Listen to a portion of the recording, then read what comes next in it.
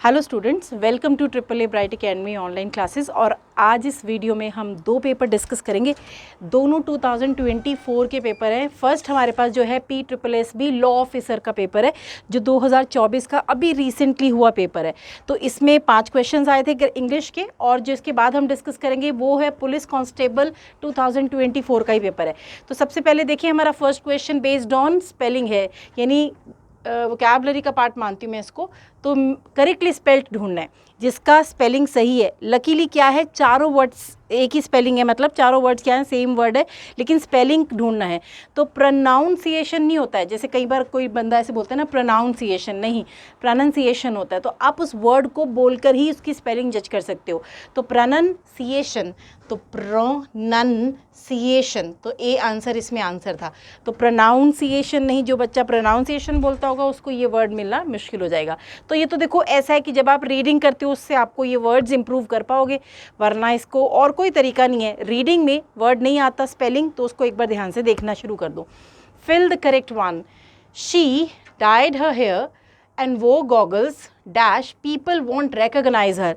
तो अब देखो, उसने अपने बाल रंगे और एक गॉगल्स पहन लिए ताकि लोग उसको पहचान नहीं पाए। तो यहाँ रिजल्ट आया ना, एक तरह से उसने ये किया ताकि ये परिणाम मिल सके। तो ये कॉन्सिक्वेंसेस हैं, ये रिजल्ट हैं, ये आउटकम है। तो सो दैट एक कंजंक्शन होता है जिसका मतलब है कॉन्सिक्वेंसेस, है ना। She prepared so hard so that she can get good marks। तो so that consequently जिसको बोलते हैं ना, result, outcome, so ऐसा वर्ड है। तो ऐसा किया गया है इस पर्पज़ को ध्यान में रख के। तो हमें पर्पज़ बताना है, इसीलिए हम यहाँ क्या लेंगे, सो दैट। इफ़ ओनली नहीं जाएगा, इन ऑर्डर टू जाता, लेकिन ये सेंटेंस है। सेंटेंस का मतलब है सब्जेक्ट, वर्ब और ऑब्जेक्ट वाला केस है। हम जब एक फ्रेज़ होती है ना, जैसे एक नाउन फ्रेज़ होता है जिसमें सब्जेक्ट वर्ब ऑब्जेक्ट नहीं होता है, तो जब एक फ्रेज़ लिंक होती है तो प्रेपोजिशन चाहिए होता है। तो इन ऑर्डर टू तो प्रेपोजिशन है जो अपने बाद फ्रेजेस को लिंक करता है। और बिकॉज हम रीज़न देते हैं, तो रीज़न नहीं दे रहे हैं हम, उसने अपनी पर्सनैलिटी को हाइड किया ताकि लोग उसको पहचान नहीं पाए। तो ये पर्पज़ है उसका, पर्सनैलिटी हाइड करने का पर्पज़ क्या था, सो दैट पीपल, है ना, वॉन्ट रिकॉग्नाइज हर, उसको पहचान नहीं पाएंगे, है ना। तो ये आंसर बना हमारा इसका, सो दैट। नेक्स्ट क्वेश्चन था 83rd क्वेश्चन राजे। Select the one sentence in direct और indirect sentence for the following underline and. सबसे पहले देखो, जब मैं नरेशन करवाती हूँ ना, मैं हमेशा ये बात बोलती हूँ, आपने नरेशन को सॉल्व नहीं करना है, आपने नरेशन के ऑप्शंस को एलिमिनेट करना है, क्रॉस करना है, कांटे लगाने हैं। कैसे? सबसे पहले आप देखो, जब भी इन्वर्टेड कॉमर्स के साथ है तो स्पीच क्या है, डायरेक्ट है। तो डायरेक्ट स्पीच गिवन है, हमें इनडायरेक्ट स्पीच को फाइंड आउट करना है। एक्सक्लेमेशन मार्क है, ये जो वर्ड है ना अल्लास, ये एक एक्सक्लेमेशन मार्क के साथ है वहाँ पर ना। जब भी आप इनडायरेक्ट स्पीच ढूंढो तो वो सिर्फ फुल स्टॉप पे एंड हो, एक्सक्लेमेशन मार्क उसमें कहीं पर भी ना हो। तीसरा पॉइंट आप याद रखें, अल्लास सैड इवेंट को बताता है, ब्रावो अपलॉड करता है, वाओ, ये जो वर्ड्स हैं जो मैं बोल रही हूँ ना, ये वर्ड्स कौन है, ये words interjection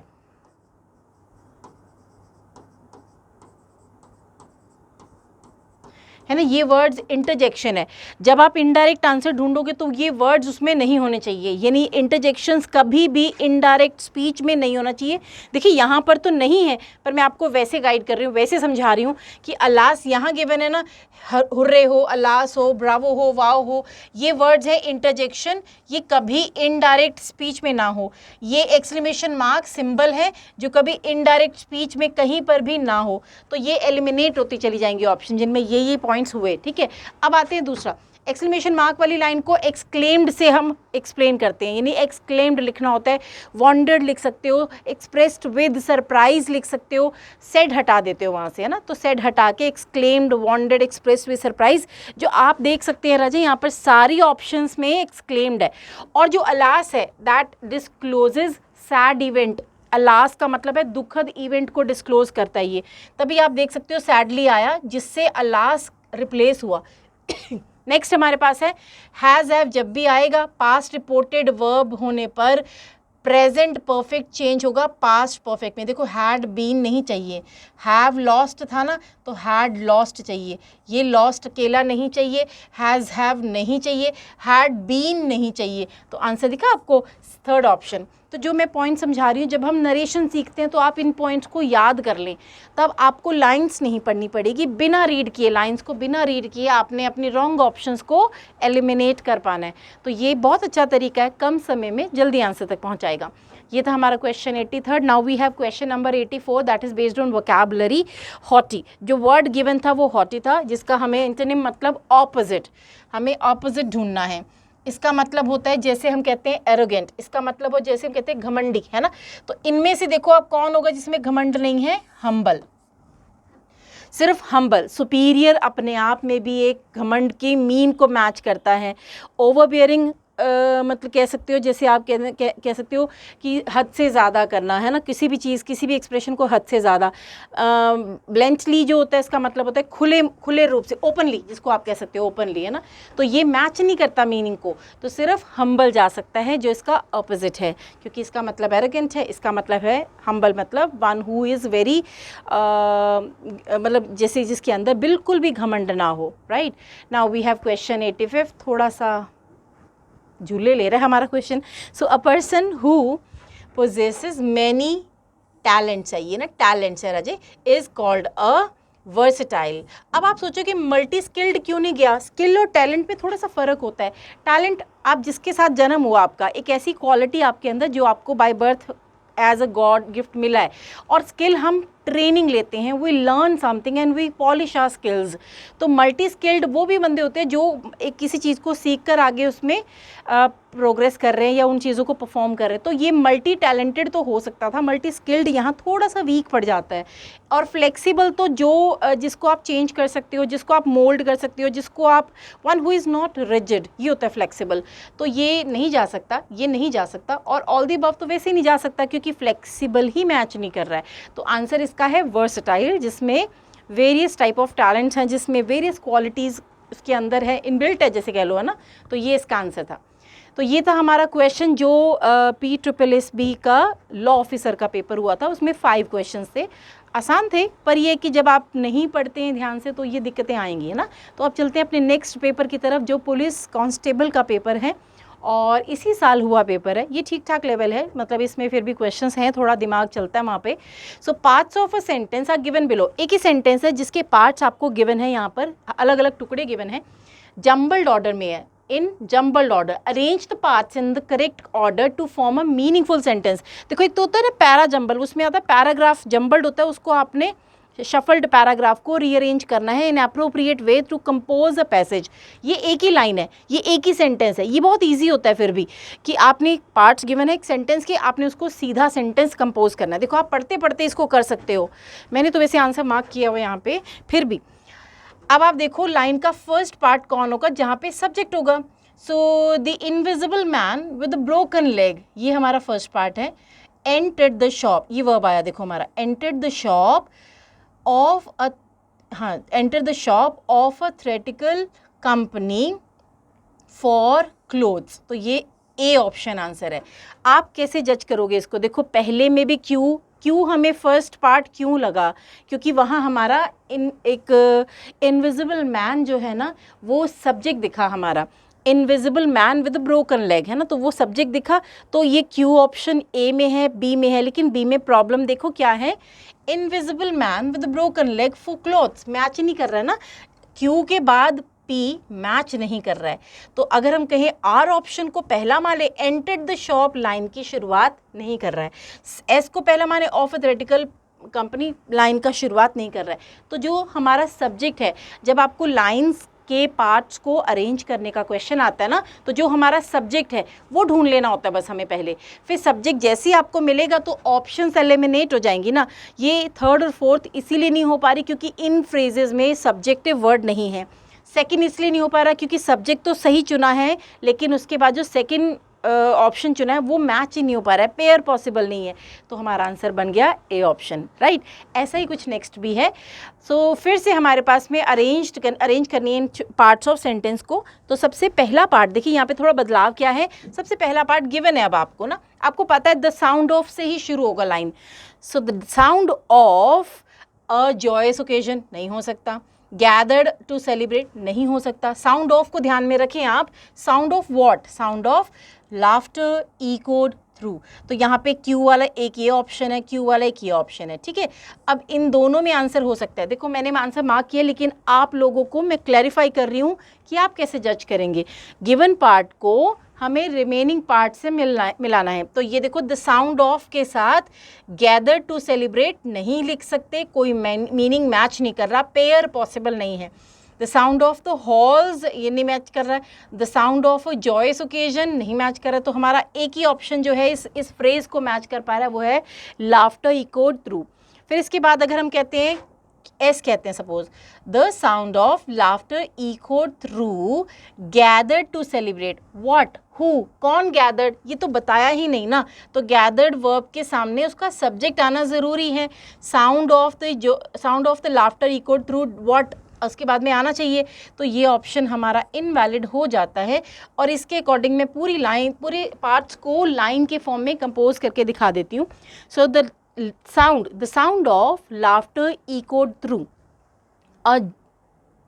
the sound of laughter echoed through the halls as friends gathered to celebrate a joyous occasion, है ना। तो ये हमारा एक सही अरेंजमेंट बना। तो इस लाइन अरेंजमेंट वाले क्वेश्चन में हमें क्या सीखने को मिला कि आप सबसे पहले सब्जेक्ट ढूंढ लें। अगर सब्जेक्ट नहीं गिवन है तो सबसे पहले आप सब्जेक्ट वाला पार्ट ढूंढ लें, आपको ऑप्शंस एलिमिनेट करनी आ जाएंगी। उसके बाद आप कट कर सकते हैं ना कि ये लाइन इससे नहीं शुरू हो सकता। सेंटेंस हमेशा सब्जेक्ट से शुरू होता है, नॉर्मली यूजुअली सब्जेक्ट शुरू करता है। तो सब्जेक्ट वाला फ्रेज़ उठाएं, उसके अकॉर्डिंग ऑप्शंस को क्रॉस कर दें जो सब्जेक्ट वाले फ्रेज से शुरू नहीं है, आप फिर अपने सही आंसर तक पहुंच जाएंगे। तो ये था क्वेश्चन सेकंड था एक तरीके से हमारे इस पेपर का।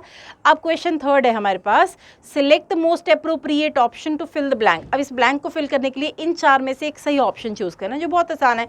ही serve the country by dash numerous important position. By holding आ सकता है, बाय पूलिंग नहीं आ सकता, बाय मेकिंग नहीं आ सकता, बाय चार्मिंग तो कुछ मैच ही नहीं कर रहा है। तो सिर्फ होल्डिंग न्यूमरस इंपॉर्टेंट पर्सन्स जो भी है, position sorry, numerous important positions. तो यहाँ पे आंसर बनता है सी ऑप्शन। नेक्स्ट है, देखो the following sentence has been split into 4 segments. Identify the segment that contains a grammatical error. वो सेगमेंट ढूंढो जहाँ ग्रामेटिकल एरर है। In 1857, the University of Calcutta was established as first full-fledged multidisciplinary university in South Asia. अब आप सोचो, articles का एक rule है कि जब आप एक ऑर्डिनल नंबर को एक सीक्वेंस में पोजीशन के साथ डिक्लेयर करते हैं तो वो ऑर्डिनल नंबर अपने सामने द ले आता है। तो अगर आप ध्यान से देखो, in 1857 the university of Calcutta was established as the first full fledge university जो भी है। तो यहाँ पे आंसर कौन बनता है? ए ऑप्शन, है ना। ए ऑप्शन सही नहीं है। जो ए ऑप्शन है ना, एज फर्स्ट फुल फ्लेज, ये करेक्ट नहीं हुआ, द लगेगा यहाँ पर। हमें आंसर एरिया बताना है भी किस पार्ट में प्रॉब्लम है। तो आंसर एरिया बनता है हमारा A option. So I hope ये ग्रामर आपको क्लियर हुई हो। नेक्स्ट क्वेश्चन की तरफ चले। क्वेश्चन 80, फिर से एंटोनिम मतलब कि ऑपोजिट ढूंढना है। Opposite, the minister was rather pugnacious in his interview with the renowned journalist who was also known for his dash manners।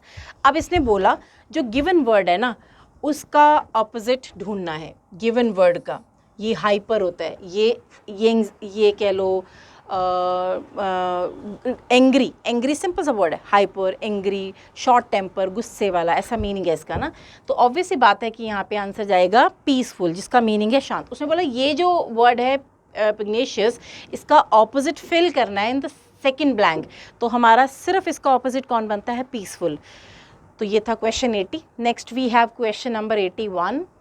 The following sentence has been divided into parts. One of them may contain an error. एक में error है, एक part, एक हिस्सा गलत है, उसको ढूंढना है।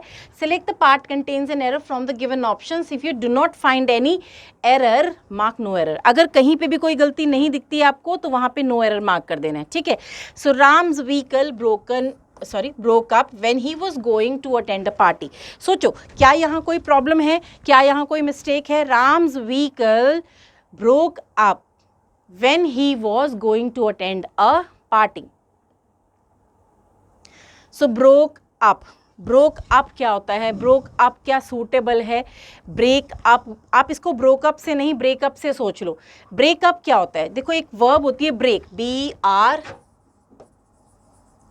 BREAK, break up, break down,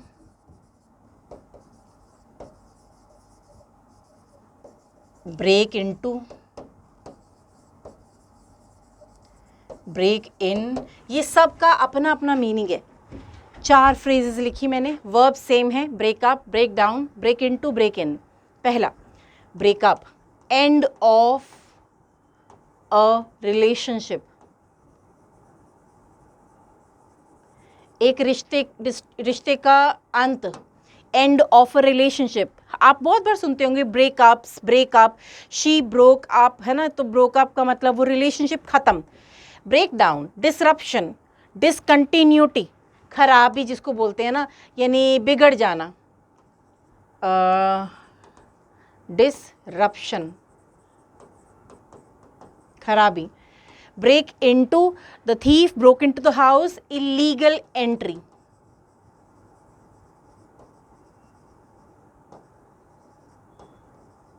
illegal entry. Break in का मतलब इंटरप्ट, यानी जब 2 जन बात कर रहे हो तब इंटरप्ट करना इज कॉल्ड ब्रेक इन। अब आप सोचो, लाइन के मीनिंग के अकॉर्डिंग सोचें आप।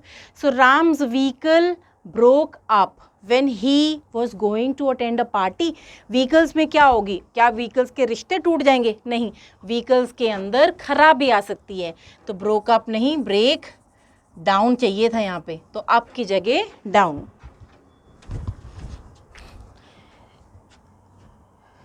सो आई विश ये समझ आ गया होगा, आसान है, राइट। नेक्स्ट क्वेश्चन पे चले। Question 82 based on translation. तो एक इंग्लिश का स्टेटमेंट गिवन है आपको, उसका पंजाबी अनुवाद होता है, ट्रांसलेट करना है उसको पंजाबी में, वो फाइंड आउट करना है। देखो ये पंजाब स्टेट का पेपर है, तो पंजाबी ऑब्वियसली आती है सबको जो पंजाब स्टेट के पेपर के लिए एलिजिबल होता है। So the meeting was called off without any reason, है ना, कॉल्ड ऑफ। अब अगर आपको इस कॉल ऑफ का मीनिंग नहीं पता होगा तो कन्फ्यूजन होगा। देखो, एक होता है पुट ऑफ, एक होता है कॉल ऑफ। पुट ऑफ का मतलब होता है पोस्टपोन, मतलब पोस्टपोन कह लो, पोस्टपोन्ड कह लो, एक ही बात है। पुट ऑफ इसका मतलब होता है cancel. Put off, call of, दोनों में ऑफ सेम है ना, वर्ब अलग है, दोनों में ऑफ सेम है। तो पुट ऑफ का मतलब होता है पोस्टपोन्ड, किसी अगले समय पर उसको निर्धारित कर देना। कॉल ऑफ का मतलब होता है कैंसल, उसको रद्द कर देना। अब आप देखो, द मीटिंग वॉज को देख के कुछ समझ में आया कि है वाली लाइन तो कट कर दें। देखिए सेकंड ऑप्शन, मीटिंग रद्द कर दिता गया है, नहीं कह सकते, उसमें है, पास्ट चाहिए हमें। मीटिंग रद्द हो गई नहीं, हो गई नहीं, किया गया है रद्द उसको, यानी ये एक्टिव नहीं, ये पैसिव फॉर्म में है। सो मीटिंग वॉज कॉल्ड ऑफ का मतलब ये पैसिव है। तो मीटिंग नू बिना किसी कारण क्यों कहा, क्योंकि विदाउट एनी रीज़न गिवन है लाइन में, बिना किसी कारण रद्द कर दिता गया है। So the meeting was called off without any reason. तो थर्ड ऑप्शन बिल्कुल सही है। फर्स्ट जो है वो क्यों गलत है, क्योंकि वो एक्टिव फॉर्म है।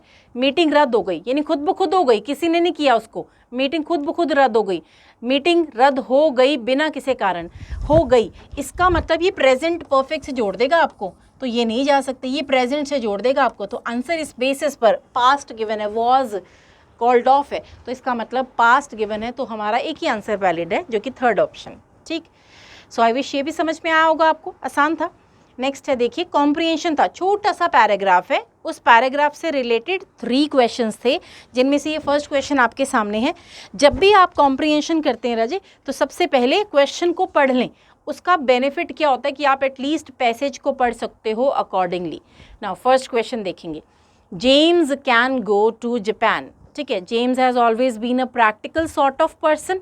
He has worked hard but has not been able to save much. मेहनती तो बहुत था, मेहनत तो बहुत की है उसने, पर सेव नहीं कर पाया बहुत कुछ।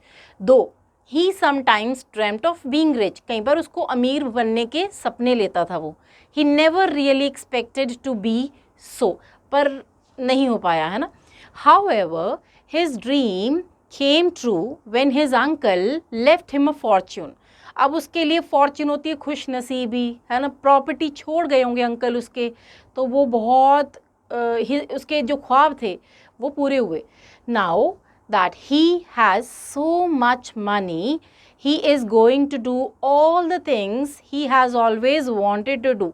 तो अब उसके पास बथेरा पैसा था, तो अब वो सब काम करने जा रहा था जो वो हमेशा से करना चाहता था. To start with, he is going to visit Japan. अब क्यों जा पा रहा है जापान बच्चे? अब आप पूरा पैसेज सुन चुके हो मेरे ही से, तो आप सोचो जापान क्यों जा पा रहा है. क्योंकि अब उसके पास पैसा है. पहले उस बेचारे के पास पैसा नहीं था, उसको नई रिसोर्सेज थे उसके पास. तो James can go to Japan because he is a rich man. अब उसके पास वेल्थ है, अब उसके पास पैसा है, तो अब वो जापान जा सकता है. आई होप ये समझ में आ गया होगा. मैंने फटाफट से ये पढ़ के बता दिया आपको. इजी है, आप भी थोड़ा ध्यान से रीड करोगे, समझ कर करोगे, रीडिंग करते रहा करो. कॉम्प्रिहेंशन पैसेज का बेस रीडिंग है बच्चे. नेक्स्ट है आपके पास जेम्स. फिर से सेम पैसेज है, इसको दोबारा से पढ़ने की ज़रूरत नहीं है, आप इस पैसेज को सुन चुके हो. मैं क्वेश्चन पढ़ रही हूँ, उसका आंसर सोचना क्या होगा. What does the phrase sort of mean. Sort of का क्या मतलब है. James has always been a practical sort of man. वो एक तरीके का, प्रैक्टिकल तरीके का बंदा रहा है ना. तो इन अ वे, देखिए आपको थ्रू नहीं जा सकता, स्मॉल नहीं जा सकता, अनलेस तो कभी भी नहीं जा सकता इस मीनिंग के लिए. तो इन अ वे, तरीके का, इस तरीके का. प्रैक्टिकल होता है जो सोचता कम है, परफॉर्म ज़्यादा करता है. तो प्रैक्टिकल सॉर्ट ऑफ का मतलब प्रैक्टिकल तरीके का आदमी है. तो ये इसका आंसर हुआ फर्स्ट ऑप्शन. अब चलिए नेक्स्ट पर, आज का लास्ट क्वेश्चन है ये. तो जेम्स हैज़ बीन ऑलवेज, है ना, वही वाला है, पैसेज वही है, पैसेज नहीं बदला. दोबारा से पैसेज आया, सेम क्वेश्चन, न्यू क्वेश्चन के साथ में सेम पैसेज आया. The writer in the given passage clearly says that everyone has to work hard.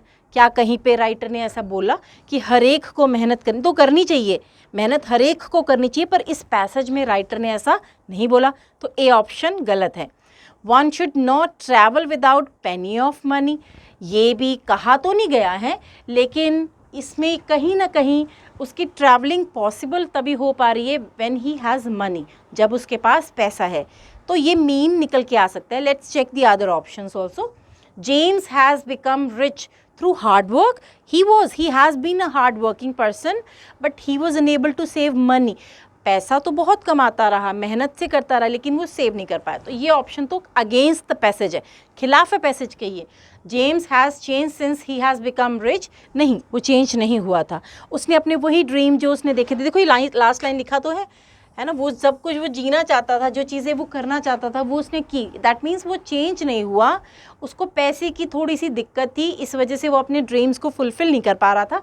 जैसे ही पैसा उसको मिला एज फॉर्च्यून, तो वो उसने अपना सारा ड्रीम फुलफ़िल किया ना. तो ये चेंज वाला ऑप्शन तो नहीं जाएगा. तो आप देख रहे हो चारों ऑप्शंस में से the best one is second, क्योंकि ये लिखा तो देखो बच्चे ये भी नहीं हुआ है, लेकिन ये जो पैसेज है इसमें ये ज़रूर पता चल रहा है कि व्हेन ही हैज़ मनी, जब उसके पास पैसा है तभी वो जापान जाने का प्लान कर सकता है, तभी वो जर्नी को, है ना, कर सकता है, ट्रैवल कर सकता है, जैसे कि मैं यहाँ देख पा रही हूँ. तो one should not travel without plenty of money. तो पैसा ज़रूरी है, ये पैसेज का मतलब कहीं ना कहीं हमें दिखाई दे रहा है. तो ये था हमारा आज का, 2 पेपर्स किए हमने आज, पुलिस कांस्टेबल 2024 पेपर और लॉ ऑफिसर का एक पेपर का हमने डिस्कशन किया. आज की इस वीडियो को यहीं पे एंड करेंगे. आई होप ये वीडियो आपके लिए बहुत फ़ायदेमंद हो, और नेक्स्ट वीडियो में हम एक नया पेपर डिस्कस करेंगे. तब तक के लिए मुझे अलविदा दीजिए और आप अपनी पढ़ाई कंटिन्यू रखिए. Thank you very much and have a great day.